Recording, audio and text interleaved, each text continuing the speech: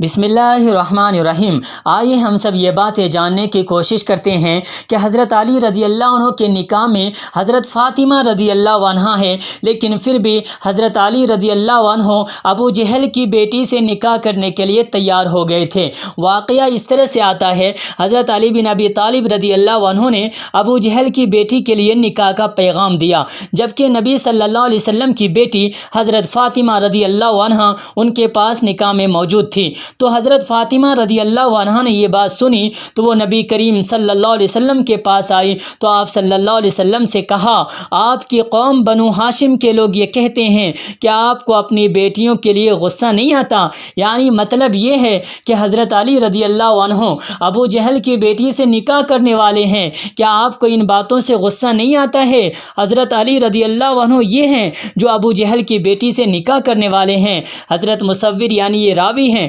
بیان کرتے ہیں تو آپ صلی اللہ علیہ وسلم خطبہ دینے کے لیے کھڑے ہوئے، یعنی سارے صحابہ کرام کے سامنے جو وہاں پہ موجود تھے سب کو بلا کر خطبہ دیتے ہیں۔ پھر آپ نے شہادت کے الفاظ ادا کیے تو میں نے سنا، پھر آپ صلی اللہ علیہ وسلم نے ارشاد فرمایا کہ اس کے بعد میں نے ابو العاص بن ربی کو رشتہ دیا۔ یہ ابو العاص بن ربی حضرت زینب رضی اللہ عنہ کے شوہر ہیں اور نبی صلی اللہ علیہ وسلم کے داماد ہے۔ نبی صلی اللہ علیہ وسلم تعریف کر رہے ہیں اپنے داماد کی، یعنی بڑے داماد کی، ابو العاص بن ربی رضی اللہ عنہ، جو بعد میں مسلمان ہوتے ہیں، کہ میں نے ابو العاص بن ربی کو رشتہ دیا تو اس نے میرے ساتھ بات کی تو سچی بات کی۔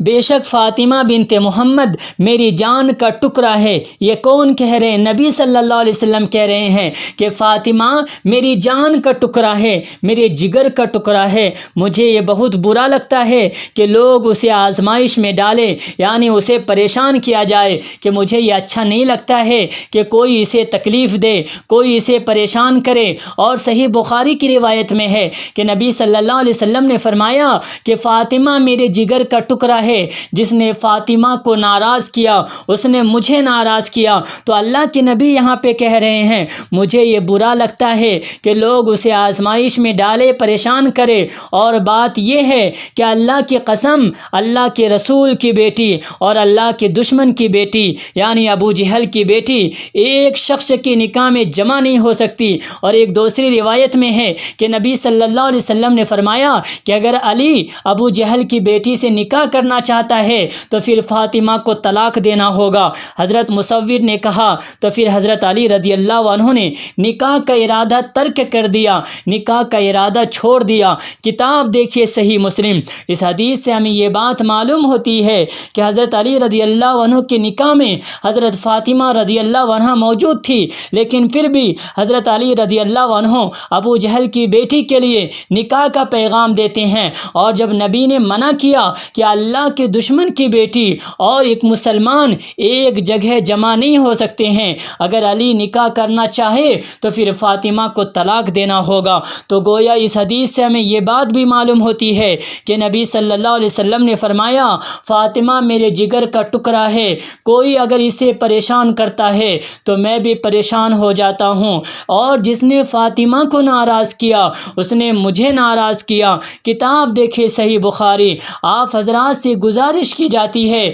کہ ہمارے اور آپ کے دلوں میں بھی حضرت فاطمہ رضی اللہ عنہا کے لیے محبت ہونی چاہیے، انہیں گالی نہیں دینی چاہیے، اہل بیت کو برا بھلا نہیں کہنا چاہیے، بلکہ ہم سب کے لیے اپنے دل میں محبت رکھے، کیونکہ نبی صلی اللہ علیہ وسلم نے فرمایا کہ ہمیں اہل بیت سے محبت رکھنا چاہیے، اہل بیت کے لیے ہمیں دعا بھی کرنا چاہیے۔ اللہ تبارک و تعالیٰ سے دعا کریں کہ اللہ تبارک و تعالیٰ ہم سبوں کے لیے نبی صلی اللہ علیہ وسلم کے جو رشتہ دار ہیں، جو اولاد ہے، ان کے لیے ہمارے دل میں محبت پیدا فرما دے، آمین۔ آپ حضرات کا بہت بہت شکریہ کہ آپ حضرات نے اس ویڈیو کو پورا دیکھا ہے۔ ہو سکے تو ہمارے چینل کو سبسکرائب کر لیں تاکہ نئی آنے والی ویڈیو آپ تک جلد سے جلد پہنچ سکے۔ ہو سکے تو اس ویڈیو کو شیئر بھی کر دیں